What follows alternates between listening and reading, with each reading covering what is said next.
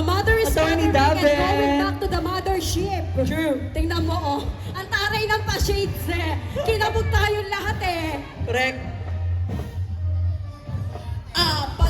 Banda 4!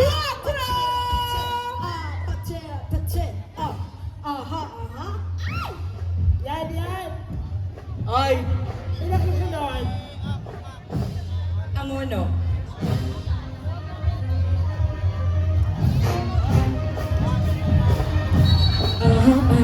Miss Greta, after ng Banda 4. Ang uno. Ako na assemble.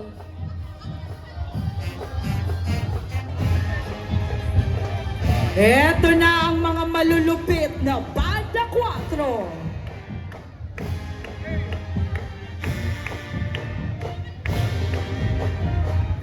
Miyada. Tabi po tayo, baka matamaan po tayo Please ng bala lang. ng trombone. Hayaan mo silang maranasan, Miss Greta.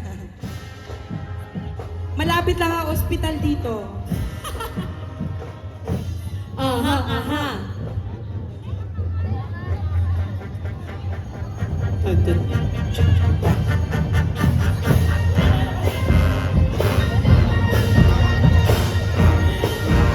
Isang malakas na palakpakan na may kasamang sigawan para sa Banda 4 ng Lumban, Quezon! Let's go and welcome sa bayan ng Taytay.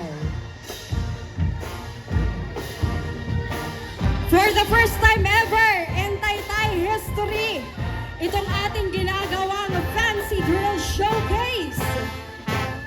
Ito po ay hindi mangyayari kung hindi dahil kay Maestro Noel Sigüenza, kay Miss Chevy Pandamera at kay Mr. Nazareth Vicencio.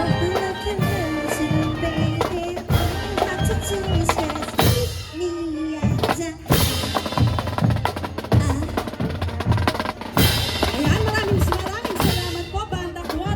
Ang susunod naman natin na banda ay ang Gono Wind Ensemble Incorporated. They were established in the year 1993 by a group of 18 talented young musicians under the leadership of Professor Jose Romel Grajera. The majority of its founding members were former musicians of the Angono National High School Band with the strong support of Mrs. Cynthia Cruz, the principal of Angono National High School. Without further ado, ladies and gentlemen, one of Angono's brides, the Angono Wind Ensemble! Baba ng energy mo. Ay, Yan. Kuya Carlo? all in a day's work. Next band. Banda 85. Banda 85. Banda Miss Greta. 85. Miss Greta, Yes po. after